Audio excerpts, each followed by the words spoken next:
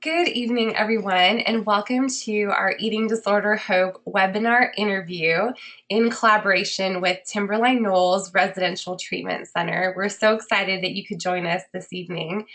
And we have as our special guest, Rachel Sherron, who is the yoga specialist and coordinator of trauma awareness at Timberline Knolls. So welcome, Rachel. We're so happy to have you with us tonight. Thank you. I'm so happy to be here. Thank you. And before we jump into our discussion that we have set up for this evening, I just want to point out a few things to our attendees who are watching this evening. Just so you know, you can submit questions for Rachel during the presentation in the question pane of your control panel. So feel free to type in any questions that you might have. Those will be received, and we will be having a small Q&A period at the end of our little interview here with Rachel. So feel free to feel free to type in any questions you might have at any point of our presentation. So let's go ahead and get started. Tonight, our conversation is about the role of yoga in trauma work and eating disorder recovery. So this is a really big topic and something I think that a lot of people can really relate to. But before we get into kind of the details about that, just to get started, can you tell us a little bit about yourself, Rachel, and maybe just kind of some of the current work that you're doing with Timberline Knolls? Sure. Yeah. So I have been working at TK, I call it TK, for almost 4 years now. And I started as just a yoga specialist, so I was there running all of the yoga groups, and then pretty quickly moved into some of the trauma work, and now in the past year have moved into the trauma coordinator role. And it's really exciting work. This work is deeply impactful, and it's amazing, this experience of being at Timberline Knolls. I mean, I have, witnessed hundreds of women. TK is a women-only facility. I've witnessed hundreds of women reconnect to their bodies, find safety within themselves, understand themselves deeper through this practice of yoga. And coming to TK, I knew that it was something really special and really powerful because I had experienced my own healing so deeply through the practice. But now, after witnessing, all of these transformative moments for all of our women, it's just, I don't know, it like warms my heart. It's like it's a strong body sensation to really think about what this practice does for people and to see the experiences that women have on their mats at Timberline Knolls. So I'm really grateful for the position. I love what I do. Yeah, it sounds amazing. It sounds like a really rewarding job, and your work sounds really invaluable for the residents that I'm sure you're working with.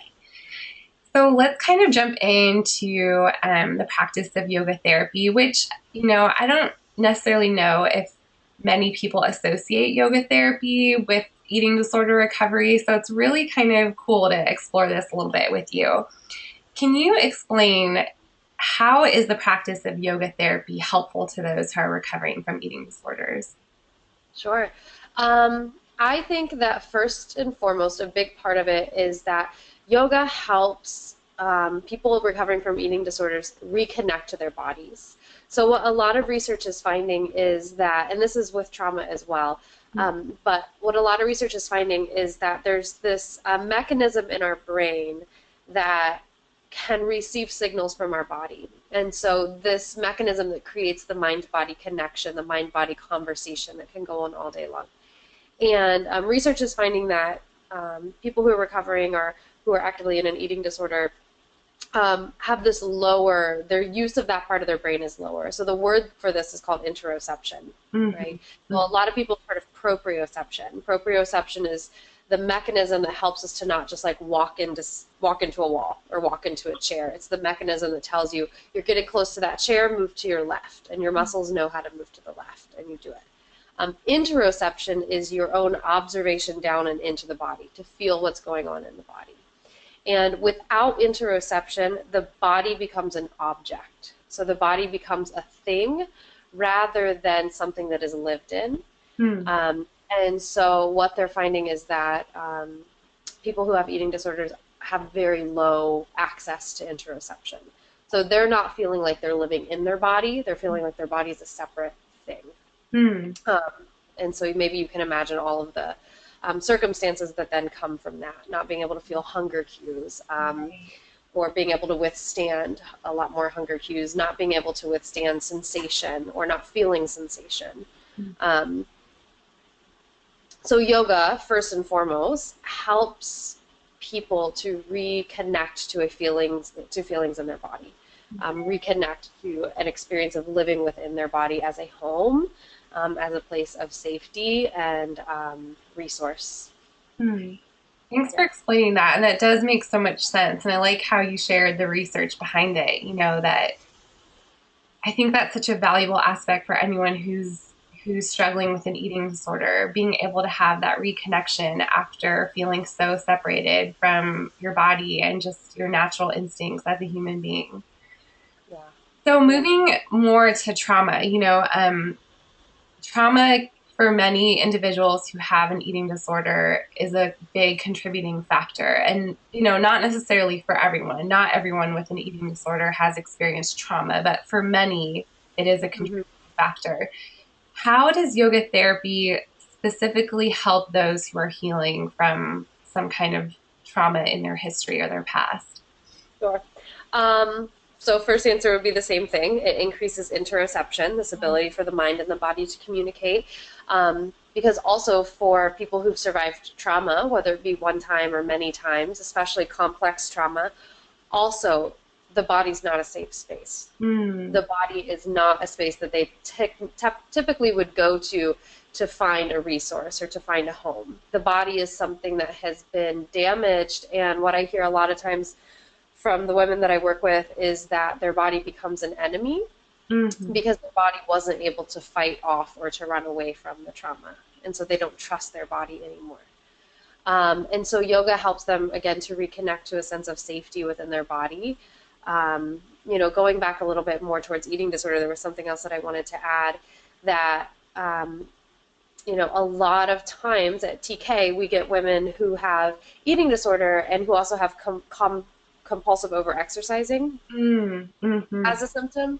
And so that's another way that yoga can really be hugely beneficial to people with eating disorders is that it can teach someone that they can move slowly, they can move mindfully, they don't have to be moving at a high aerobic rate, they don't have to be burning a ton of calories to really be able to get that feeling, that sort of like discharge feeling that I think a lot of people are looking for through overexercising. I think people overexercise for some sense of like discharge at times. mm-hmm. Um, and so yoga can really invite that sense of settling with softer movements, with more mindful movements. Mm.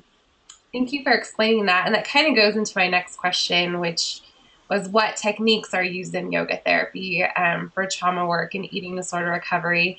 And I'm so glad you brought that up about the compulsive exercising, because I think for a lot of people who are in recovery, they really have to renegotiate what exercise means. So, how you were distinguishing the movements that are in yoga to other forms of exercise that may have been more harsh and punishing, I think, in eating disorders or with Yeah, eating disorders. So, sure. can you explain a little bit about the techniques in yoga therapy? Sure. Yeah, and I want to kind of like differ too because yoga therapy is quickly becoming its whole own field. Mm, And the difference between yoga therapy versus yoga, mm, which they're mostly similar and they veer away from each other at moments. Yoga therapy is a much more individualized practice that's geared towards treating the symptoms that are showing up within the individuals. mm, Um, Yoga, on the other hand, can also absolutely be that. Um, or I feel like we get a lot of women at TK who come in and say, I do hot power vinyasa. I do hot right. power flow yoga, which is lovely, and I love vinyasa yoga. That's what I practice that a lot. But that can become Mm, pretty vigorous practice, and pretty intense. And so yoga therapy, especially how we run it at TK, is around to show that kind of softer side, that more individual sense of care within the yoga space. Some of the techniques that we use, I am a huge, huge believer that the entire power of yoga comes from the breath. Hmm. I think that the poses are secondary to the breathing that happens, especially when treating trauma um, and eating disorders. So the poses are really fun. They look cool. A lot of them like feel really good in our bodies. They challenge our bodies in a new way, and that's really wonderful. It's really wonderful to be able to do those kind of movements and to have the full range of motion in your body and to be flexible. Like that is really important to health and well-being. But what the breath is doing sort of on a more subtle layer than the physical practice is that it's regulating your nervous system. Hmm. So for a trauma survivor, dysregulation, a dysregulated nervous system is what's causing all of the issues. You know, a dysregulated nervous system is what is throwing them into a fight or flight mode all of the time or throwing them into a freeze mode a lot of the time. I think that eating disorder becomes a symptom of trauma, again, as a way to sort of cope or deal with the dysregulation of the nervous system. Hmm. And so by teaching a resident to connect with their breath in a different way, to use their breath to balance out their mood, you know, if they're depressed, maybe adding deeper breaths can help. If they're anxious, maybe letting more of the breath out can help. Um, so I think that the number one technique for me is breath. Hmm. Hmm. Um, and with that, you know, on the other side of that, breathing can also feel very, very intimate and very triggering for some people. I've worked with a lot of people who breathing in one way or another was a part of their trauma. Breathing or not breathing, you know, was a part of their trauma history. Um, and so helping them to reconnect to a sense of safety and connection and this thing that we have available to us like all the time, you know, like I always make a joke that if you're starting to feel panicky or scared when you're in the grocery store, it might not necessarily be appropriate to take your favorite yoga pose. You know, it might not be the appropriate place to like drop into a child's pose, but you have your breath with you always. Like you can always take time to check in, okay, what's going on? Oh, I haven't taken a breath in the last 2 minutes. Let me spend the next 2 minutes just kind of focusing on calming that down. Hmm. And usually that can create a pretty big shift for people. Yeah, it seems like it really develops into much more of a whole person coping skill, you know, rather than I think when we think of yoga, we think of just like the act of doing yoga, but like you were saying, how it involves so much more than that. Yeah, yeah. Um, So, yeah, breath is one of the important techniques. Something else that we use at TK that I think is really special, that I really love a lot, is including time for check-in and check-out in our yoga therapy groups. So the residents come in and they get an opportunity to share with their yoga specialist exactly how they're feeling and what's going on for them, you know, yeah, which is in a public yoga class. yeah, and I was just going to ask that too, you know, in your yoga therapy classes that are specific for individuals in trauma recovery, do you allow time for them to process as things are coming up, you know, or as they're getting more in touch with their body or they're finding something triggering? Is that part of yoga therapy as well? Yeah, absolutely. And that comes from the more individualized, you know, parts of the practice is that we as the yoga specialists get to hear what they're bringing into the room, you Mm, know, and for a lot of them, it is how they're feeling about their body that day. It is, oh, I'm feeling extra body conscious today. Like, mm, I don't like the way the clothes are feeling on me today, you know, and then we get to talk about, okay, how might that show up as you move and how can you challenge that? Does it feel safe to really like kind of go step up towards it and be in it? right. Or is this, you know, a feeling that's not so safe to step up towards and be in? You know, do you need to work on just really regulating yourself out of it, Mm, um, out of the fear of it? Um, and then we get to check in afterwards or check out afterwards of, right. okay, now we just did, you know, how many ever minutes of movement and breathing and mindfulness. How are you feeling? What shifted? Do Mm, you feel better? Do you feel worse? You know, oh, what I hear a lot is I noticed a lot of moments where my mind was really racing and then I was able to kind of come back and make it stop. And then we get to have a conversation of, oh, how exactly did you do that?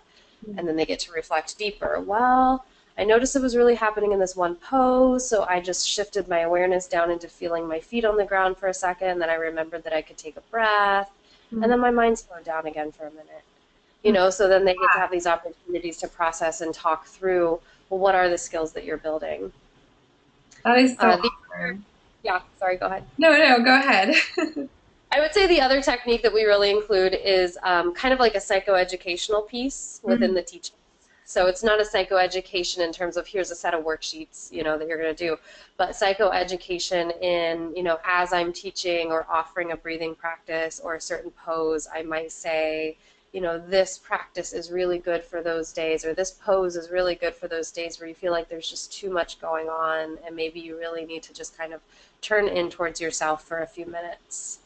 Try this pose, try this breathing practice, or this pose, this practice really helps to re-regulate a nervous system that feels a little bit out of whack.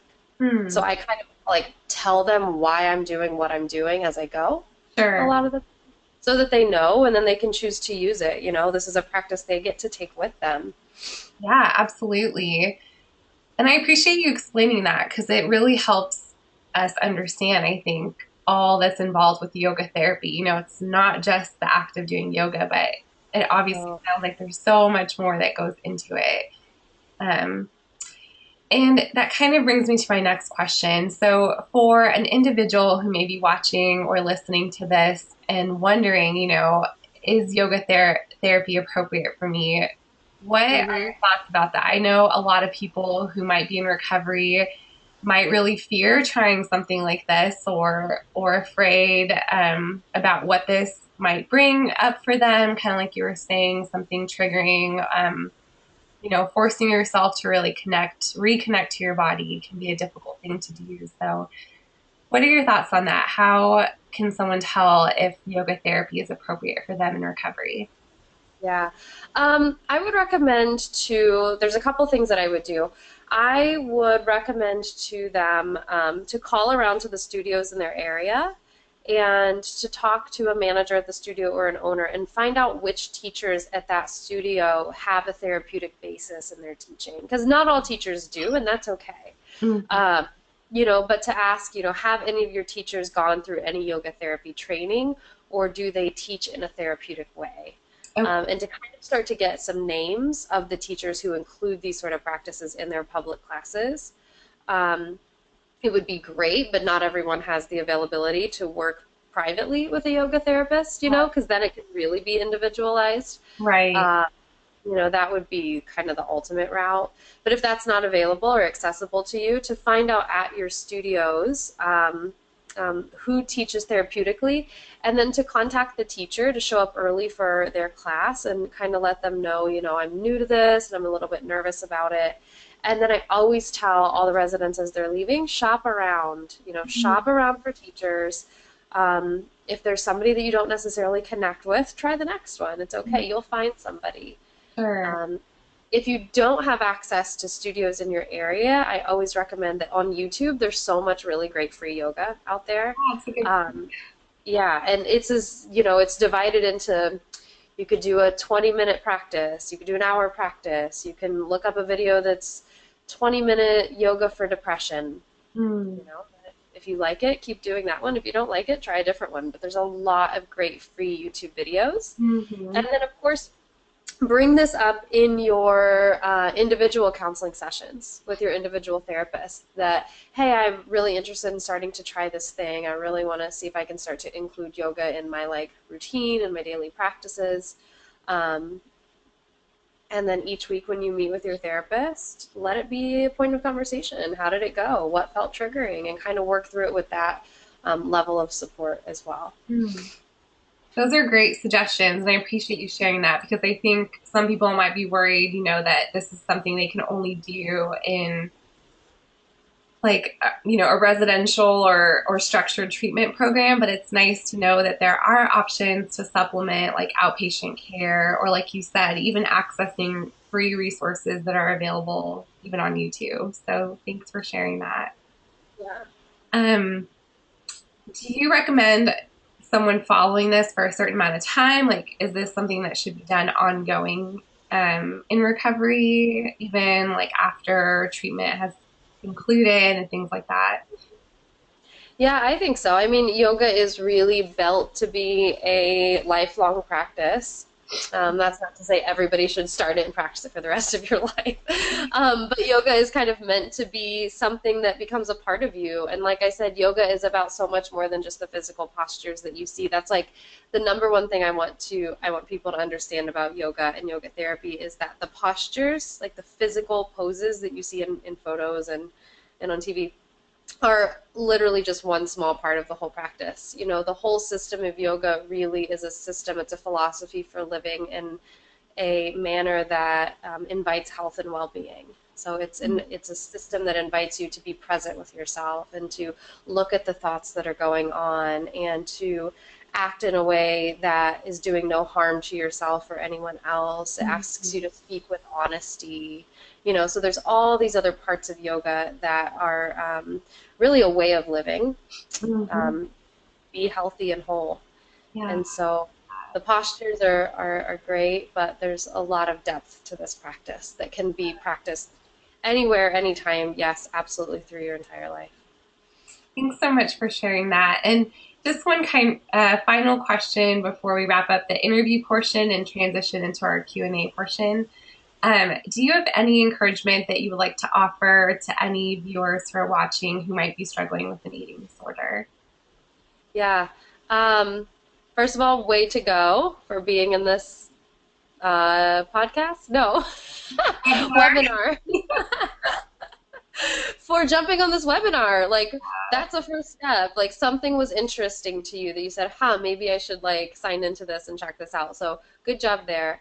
Um, Stay supported, stay honest. Have people surrounding you, at least one person, you know, in your life that can speak really, that you can speak really honestly to, but that you can also receive honest feedback from. Mm, Um, you know, that they can hear you out, but then they can also share with you the things that they're noticing and seeing. Um, and your body is a resource. I know it might not feel like it right now. It might feel like a place that isn't quite something you want to deal with or think about, but your body can help you heal. mm, But it takes some like courage right at first to start to step towards that. It takes some courage, patience, and trust to start to step toward that. But trust me, I see it all the time. These practices help lots and lots of people. mm. That's so encouraging. Thank you for sharing that, Rachel, and for all that great information. It's so exciting to hear how yoga therapy has helped benefit so many people with trauma and eating disorders. So we're going to transition into a Q&A period for a few minutes. And just a reminder to our attendees who are listening, you can still submit questions through the question pane of your control panel. So feel free to submit those. And I'm going to start reading some off, Rachel, and we'll just go through these together.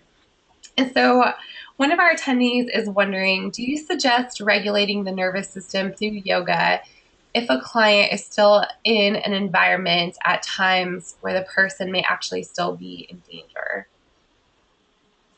That kind of thing. Well, I guess my question would be, what's the other option? Like Mhm. that kind of be my curiosity back. If they're still in danger, you know, obviously stepping towards trauma work is a lot more, you have to you use a lot more caution. Um, but if you get to be with them, you know, for an hour each week or a couple of hours each week, regulating the nervous system, I think, is quite a gift to them, you know, to be able to have that little bit of a time of respite. I'm talking even just a few minutes, to be able to sort of like let themselves know that they can calm down, because hypervigilance, vigilance can absolutely work in their favor. And they need that, you know, if they're still living in a dangerous situation, they need to be vigilant and they need to protect. But they also need to know that their nervous system can shift and Mm, they can shift themselves back into a place of rest. mm. Um, so I would say yes, to cautiously move forward with that and to give them even a few minutes each week or time with you to let themselves feel a sense of settling. Great. Thank you so much. Um, Min, who's on with us tonight, says, "Hi, Rachel. Thank you for sharing with us. Question: how did you learn therapeutic yoga? Did you learn it by yourself or did you get special training?" So I've had lots of training in lots of different things. I have a master's degree in counseling, so I'm a licensed counselor. And while I was in my master's degree in counseling, I started feeling like there was a big piece missing from that teaching. And what I realized it was the body. You know, the body wasn't really being discussed. The body wasn't really being looked at in how it reacts to trauma and eating disorders. It was everything was very cognitive. Hmm. Um, and so I knew that I was experiencing immense healing and immense change through this non-verbal, embodied practice of yoga. You know, I was having these big emotional releases. I was building self-awareness. I was becoming kinder through this practice. And so I started my 200-hour yoga teacher training as I was in my master's degree. And I did a very intensive yoga training program. I always joke that I was in my master's degree for counseling and in my doctorate for yoga because it was a pretty intensive program. And so I learned a lot through that. And then I've also had training in a system called Sensorimotor Psychotherapy, which is a really lovely program that really helps the body to get to discharge the stress that it's holding from the trauma reactions. And that aligns with yoga really nicely. I've trained with a few different yoga therapists as well. And so there is a really big budding field of yoga therapy that's coming out very quickly. And you can get a 200-hour yoga teacher training, so like a basic level of that, and then go on and get a yoga therapy training. And so I would encourage people to look into those programs as well. Awesome. Thank you so much for sharing. Wendy, who's on with us tonight, is wondering if you prefer to keep yoga classes with this population the same sex. And she's saying at their facility, they sometimes have male clients with eating disorders. And I know TK is just for women, but do you have any thoughts on that? Um, I think I don't know. That's a hard question. I think it depends on the clients and if you're dealing with a center where if it's mostly women and they have all experienced sexual abuse, I think that inviting a man into the space would be highly triggering and they might not feel, though they probably wouldn't feel as safe. If you're dealing more with the population of less sexual abuse, and if, you know, a population of more eating disorder, less trauma, which is hard to depict and hard to pull apart, you know, then maybe. So that's hard to give a clear answer to, I guess is what I'm saying. It really depends on the population and, you know, discussing it as any therapy or group therapy would do, discussing it with the group. Because a lot of what yoga therapy is too is about building the relationship. You know, this is something that is ongoing, that's a week-to-week practice with hopefully the same leader, the same teacher. And so bringing in and saying, what do we think about having a male in the room? Mm-hmm. Some of them might go, yeah, no big deal, no problem. And others might say, absolutely not. Right. So it's worth a discussion. And then for the people who are saying absolutely not, okay, that's grist for the mill too. Now let's talk about the absolutely not. Mm-hmm. Mm-hmm. Yeah, those are good points. Thanks for answering that. Claire is wondering, I know you mentioned a bit about how to go about finding a practitioner. Any more advice on where to start or how to cultivate one's own practice? Cultivating one's own practice, I think it's really important to find a teacher, or even if it's a teacher online on YouTube or something, to guide you through many hours, days, years of guided practice, because it will help you to really get more in tune with the different ways that the postures and the breathing exercises affect you and work. There is a program called the American Vini Yoga Institute, and you can Google that, American Vini Yoga Institute. They are putting out a lot of really great yoga therapists. There's another one called Inner Peace Yoga Therapy. They're out of Boulder. I think they're out of Boulder, Colorado. They are another great yoga therapy program that you could look up to find a practitioner. So, you could just Google yoga therapists in your area, and you might be surprised if some people show up. Awesome. Thank you so much. So we have time for just a few more questions here. One of our attendees is asking, can you comment on a starting point for type of classes? Restorative, yin, hatha, power. Do you see a benefit over one particular class type? I don't see a benefit. They all just have their own really special and unique properties about them. At Timberline Knolls, what we do is for the women who are recovering from eating disorder and who come in underweight or with compulsive overexercising activities, Mm-hmm. they start out in restorative yoga. And restorative is a really beautiful practice that is very passive. Restorative and yin are kind of similar. Mm-hmm. The practices are very passive. Oftentimes they're using a lot of props to really just kind of hold the body into positions without any effort, but to let the release happen really slowly over time. This practice is really great for people, again, who are restoring weight. And it's also really challenging for a lot of people because it's so still that it requires more of kind of a meditative thing, more of a breath-oriented thing, and that can be super hard for people too, but also necessary and important. Um, Hatha practice is going to be a little bit more traditional, what you're traditionally used to seeing people in the warrior poses, um, people down on the floor doing seated stretches. It's less of a flow. It's going to be kind of like one pose to the next, maybe taking breaks in between or taking a breath in between at times. Vinyasa yoga or flow yoga is breath-linked movement. So typically those are the practices that can get a little bit more vigorous, a little bit more movement-based. And each inhale represents one movement, and then each exhale is the next posture, in and out, in and out. I really recommend for our residents leaving TK to look for classes called restorative or yin. Gentle flow is another one that usually is really nice, or gentle vinyasa, slow flow, things like this that are softer to begin with. Thanks, Rachel. So we are just going to be able to take a couple more questions. I know this is such an interesting topic, and we so appreciate all the insight you're sharing with us. Um,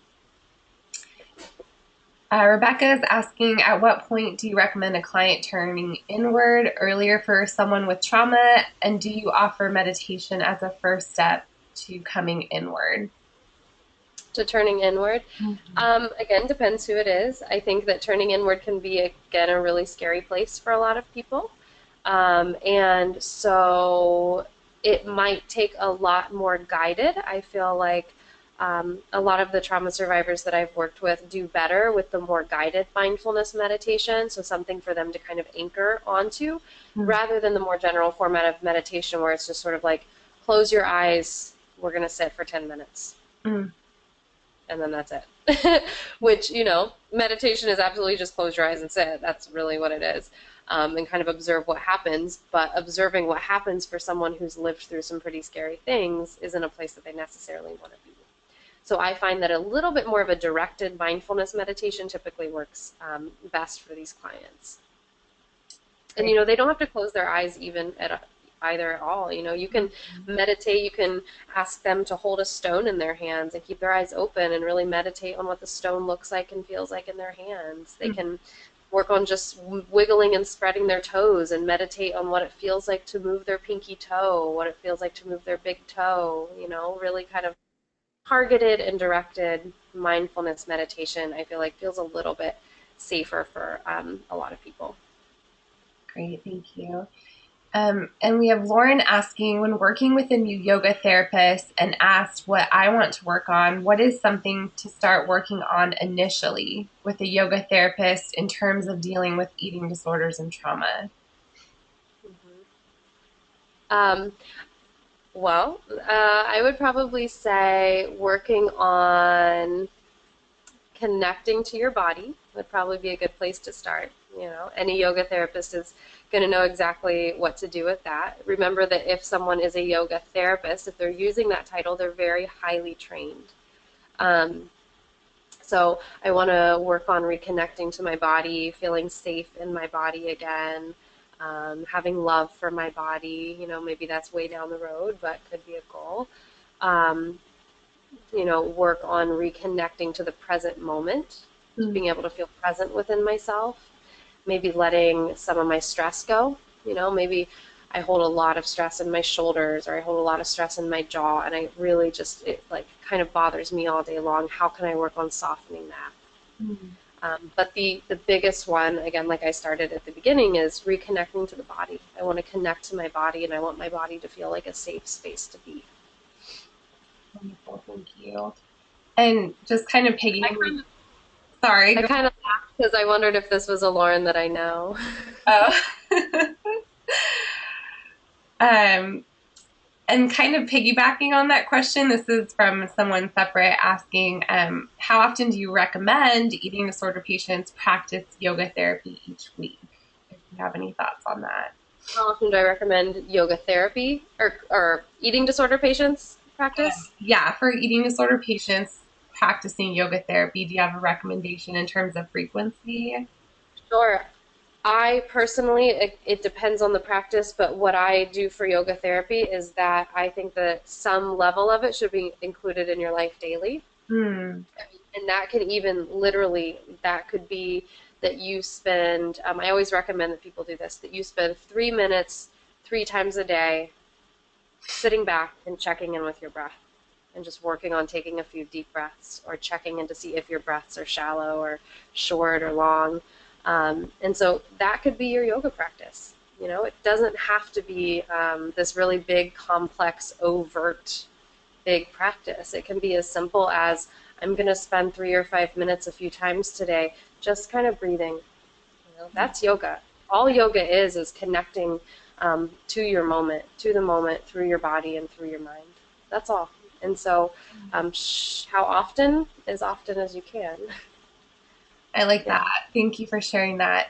And just, I guess, to wrap up our Q&A portion, we've gotten quite a few questions asking about, recommendations for starting out in this field, or where to get the training and things like that. So I guess people are really curious about if this is something they're interested in pursuing in terms of a career. Do you have any suggestions for getting started in Yes. the field?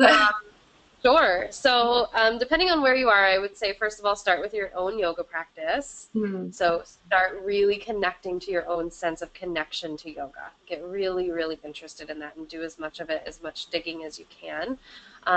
There's a lot of really amazing books out there that you can look into, that you can start to read. One of my favorites is Yoga and the Quest for the True Self. It's written by a psychoanalyst who discovered yoga and really found a lot of healing through that. That's one of my favorite books. Um, Next, once you get connected to your own practice, you would probably consider doing a 200-hour teacher training. That would be step number one. Those range in time from 8 weeks to a year. Honestly, I say the longer and the more intense one that you can find, the better, the deeper it's going to go. Hmm.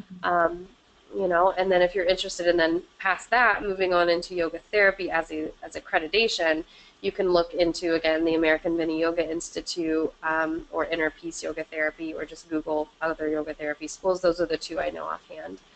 Um, but yeah, first and foremost, get really connected to yoga and start to understand yoga for yourself, um, before you really start to invite those practices in with your clients.